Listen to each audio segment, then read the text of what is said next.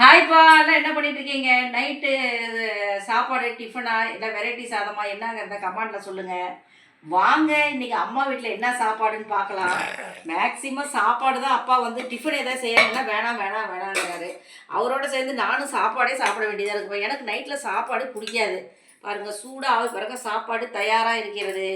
மத்தியானம் வச்ச முருங்கைக்காவும் சவுசொரக்காவும் போட்டு குழம்பு சாம்பார் வச்சு அது மீதி இருந்து அதை சூடு பண்ணி வச்சுட்டேன். ரசம் இருக்குது. இன்றைக்கி நைட்டுக்கு புதுசாக கத்திரிக்காயும் சின்ன சின்ன வெங்காயம் பூண்டெல்லாம் உரித்து போட்டு அப்படியே தொக்கு மாதிரி பண்ணியிருக்கேன்ப்பா. சூப்பராக இருக்கும். கொஞ்சமாக போட்டு சாப்பிட்டா கூட அவ்வளோ டேஸ்ட்டாக இருக்குமா.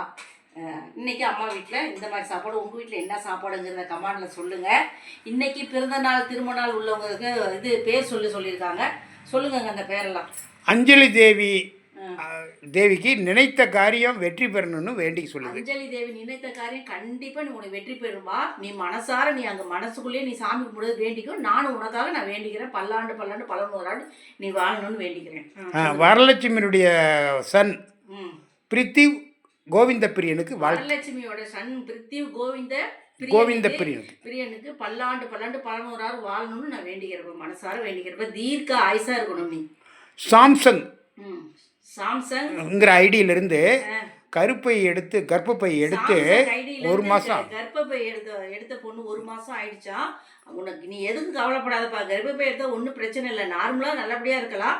நீ அதிகமாக வேலை செய்யாத, அதிகமாக ஸ்ட்ரெயின் பண்ணிக்காதீங்க. கொஞ்சம் அப்படி இப்படின்னு இருங்க. நான் வந்து அம்மாட்ட வேண்டிக்கிறேன். நம்ம காளியம்மன் வந்து துர்க்கை அம்மன் காளியம்மன் எல்லாமே ஒன்று தான். ஆனால் நாம் தான் பேர் வச்சுக்கிறோம். ஆனால் அந்த அம்மாங்கிட்ட நம்ம வேண்டிட்டா நல்லதே நடக்கும். நீங்கள் எதுக்கும் கவலைப்படாதீங்க. நான் வேண்டிக்கிறேன். செல்வம்ங்கிற இது உங்களுக்கு 10 வருஷமாக உடம்பு சரியில்லையா, அது குணமாகணும். இல்லை, செல்வத்துக்கு 10 வருஷமாக உடம்பு சரியில்லாத இருக்கிறதுனால நான் வந்து அர்ச்சனை கூட பண்ணிடுறேன்ப்பா. உனக்காக அர்ச்சனை பண்ணுறேன். அந்த வீடியோ கூட போடுறோம். நாங்கள் அடுத்த வாரம் செவ்வாய்க்கிழமை வந்து நாங்கள் போய் சாமி கும்பிடும்போது உங்களுக்காக வேண்டிக்கிறோம். வாழ்க வளமுடன் பல்லாண்டு வளரோட வாழணும். சங்கீதா சேலம், அவங்க நாத்தனார் சிவா சுந்தரி 18வது வருஷம் கல்யாண நாள். சேலம் சங்கீதாவுடைய நாத்தனார் சிவா சுந்தரி அவங்க இன்னைக்கு 18வது திருமண நாள். பல்லாண்டு 11 ஆண்டு நீங்க வாழணும்னு மனசார வேண்டிக்கிறேன்ப்பா. ஓகேங்க, பாய்ங்க. நாளைக்கு உங்களை சந்திக்கிறேன்.